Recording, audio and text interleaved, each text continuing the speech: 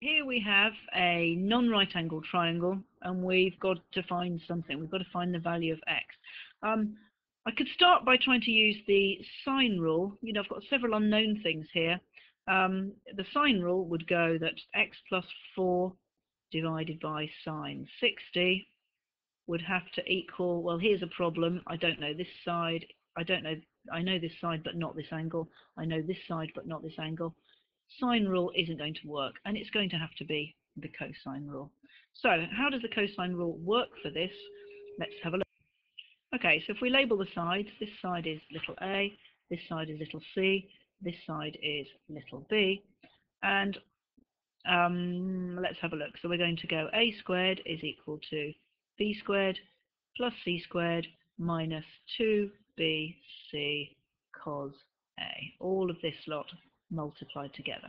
So a squared, so that's x plus 4 squared is equal to b squared, well that's x plus 6 squared, plus c squared, well that's just x squared, minus 2 times b, well that's going to be x plus 6 times c, which is x, and that's multiplied by cos 60 degrees. And at this stage, it might be worth finding out what cos 60 degrees is, because actually if you plug cos 60 degrees into your calculator, it'll give you a half or 0.5, which is actually going to make life a lot easier. Right, I'm going to start removing the brackets here. Don't forget, when you square a bracket, you've just got to write the bracket down twice. So x plus 4 times x plus 4 is equal to x plus 6 times another x plus 6 plus x squared. And now I'm going to simplify this bit that's in the brackets here. What I've actually got, I know that cos 60 is a half, and I've got 2 here. So I've got 2x times x plus 6, and that's multiplied by a half. But what's going to happen is that 2 times a half is 1, so I can see already that's going to simplify quite a lot. Okay, let's remove the brackets here using FOIL. X times x is x squared. X times 4 and another x times 4 is going to give me 4x plus 4x, which is 8x.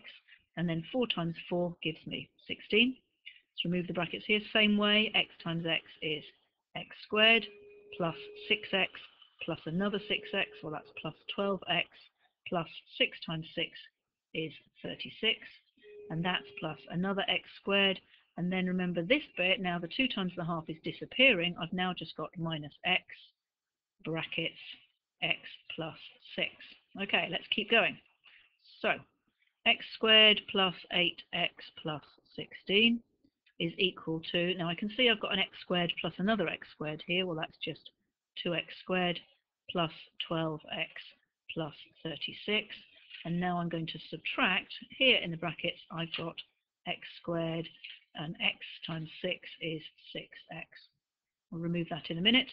So I've now got x squared plus 8x plus 16 is equal to 2x squared plus 12x plus 36. Careful here, minus x squared minus 6x. Now, left-hand side then is still x squared plus 8x plus 16. Now, the right-hand side, I've got 2x squared minus x squared, so that's x squared. I've got 12x minus 6x, well that's just 6x, and then plus 36. Now, what's happening here is I've got an x squared on this side, and I've got an x squared on this side. And if I now subtract x squared from both sides, I've simply now got 8x plus 16 is equal to 6x plus 36. And it's actually quite a trivial equation. The x squareds have disappeared. Now subtract 6x from both sides to collect x's on one side. This side becomes 2x plus 16. This side is now 3x. And if I now subtract 16 from both sides, I get 2x is equal to 20, which means that x has to be 10.